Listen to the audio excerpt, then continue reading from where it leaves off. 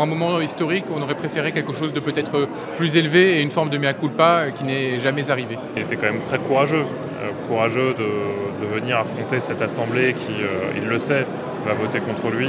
Sauf énorme coup de théâtre, la chute de François Bayrou, c'est aujourd'hui. Et il y a tellement de monde à l'Assemblée nationale, tellement de journalistes qu'on a du mal à circuler.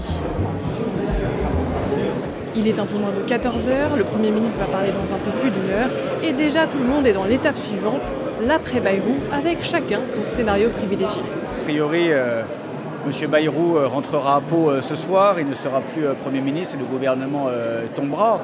La seule solution, la seule alternative crédible, c'est le retour aux urnes. Le scénario le plus probable, c'est ce soir, il n'y a plus de gouvernement et dans les jours qui viennent, Emmanuel Macron qui met un Premier ministre ou une Première ministre, encore une fois issu de son camp, parce que je pense qu'il n'est pas capable de faire autrement. Monsieur Macron, normalement, en tant que président de la République, devrait prendre la responsabilité lui-même de démissionner, puisqu'il ne respecte même plus les résultats des élections, comme l'année dernière, puisqu'il avait perdu, mais il continue à faire un gouvernement macroniste. Mais s'il ne le fait pas, nous déposons une motion de destitution.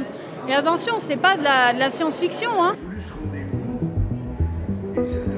À 15 h, François Bayrou monte à la tribune pour un discours de moins de 45 minutes, mais on le sent, lui-même n'y croit plus, et à la fin, ses opposants ne sont toujours pas convaincus. J'ai pas été convaincu parce que je le connaissais par cœur. Avant même qu'il l'ait prononcé, j'aurais pu vous le réciter.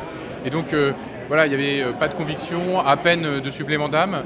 Et finalement, pour un moment historique, on aurait préféré quelque chose de peut-être plus élevé et une forme de mea culpa qui n'est jamais arrivé. Le sentiment plutôt d'un disque rayé.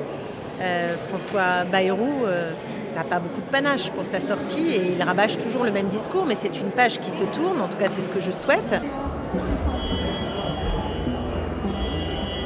Il est 18 h passées, tous les chefs de groupe sont montés à la tribune pour expliquer leur vote. Résultat, dans 30 minutes.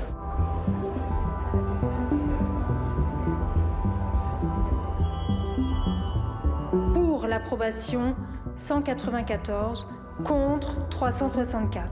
L'Assemblée nationale n'a pas approuvé la déclaration de politique générale.